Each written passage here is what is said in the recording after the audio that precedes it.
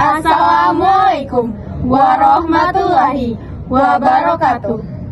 Salam sejahtera untuk kita semua. Salam Pancasila.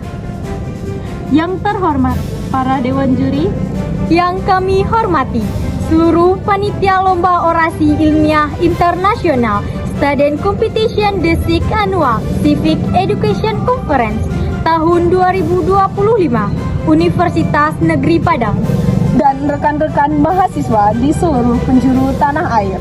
Perkenalkan, saya Helni Syopiani, mahasiswa aktif program studi S1 Pendidikan Pancasila dan Kewarganegaraan. saya Novia Wahyuni, mahasiswa aktif program studi S1 Pendidikan Pancasila dan Kewarganegaraan. Dan saya Natasha Melinda, mahasiswa aktif S1 Pendidikan Pancasila dan Kewarganegaraan. Kami dari Universitas Negeri Padang. Hari ini, izinkan kami menyampaikan orasi ilmiah yang berjudul Revitalisasi Pendidikan Kewarganegaraan dari Paradigma Hafalan menuju Dialog Kritis Inklusif. Saudara-saudara sekalian, pendidikan kewarganegaraan seharusnya menjadi ruang untuk membentuk warga negara yang cerdas dan berkarakter. Namun faktanya, hingga hari ini, mata pelajaran pendidikan kewarganegaraan di banyak sekolah masih didominasi oleh hafalan. Laporan PISA tahun 2022 menunjukkan bahwa Indonesia masih berada di peringkat 69 dari 81 negara dalam kemampuan membaca, matematika, dan sains.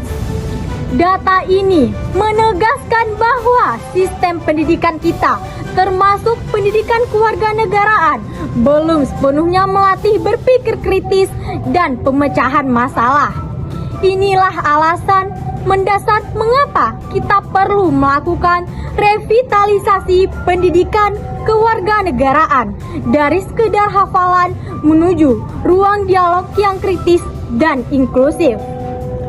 Saudara-saudara, mengapa pendidikan kewarganegaraan perlu direvitalisasi? Karena dunia kita sudah berubah. Kita hidup dalam era globalisasi, di mana perbedaan budaya, agama, dan pandangan semakin nyata di hadapan kita.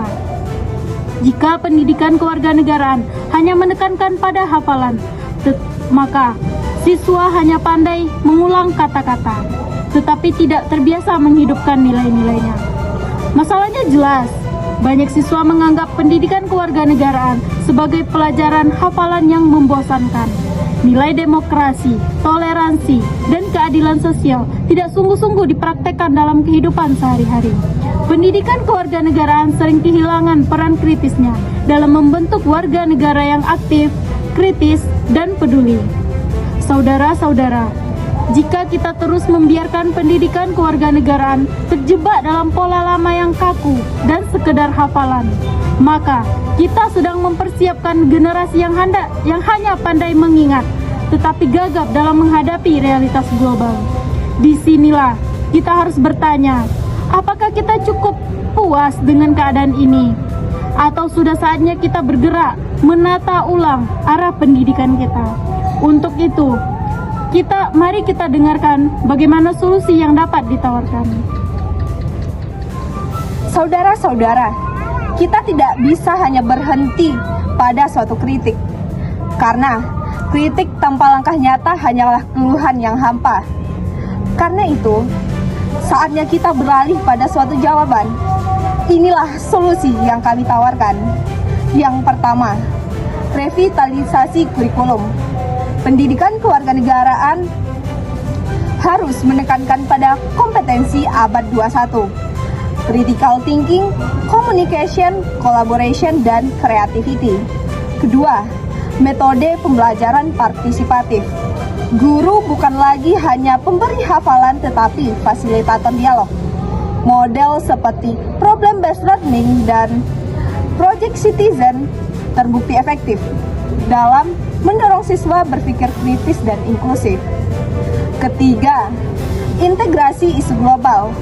Topik seperti perubahan iklim, perdamaian dunia, hingga keberagaman budaya harus masuk dalam diskusi pendidikan kewarganegaraan, sehingga siswa belajar menjadi warga negara Indonesia sekaligus warga dunia. Dengan langkah-langkah ini, pendidikan kewarganegaraan tidak lagi kaku dan membosankan, melainkan menjadi laboratorium diskusi kecil di kelas. Tempat anak-anak menghargai perbedaan, berdialog, dan bekerja sama demi masyarakat yang global, yang damai dan inklusif. Kita tidak ingin generasi kita hanya pintar menghafal, tetapi gagap dalam menghadapi perbedaan. Kita butuh generasi yang mampu berbicara dengan dunia tanpa kehilangan jati diri bangsa.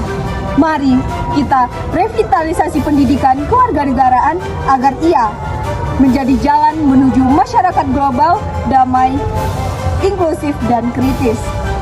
Bukan sekedar hafalan, tetapi dialog yang menghidupkan masa depan. Sekian orasi ilmiah dari kami. Wassalamualaikum warahmatullahi wabarakatuh.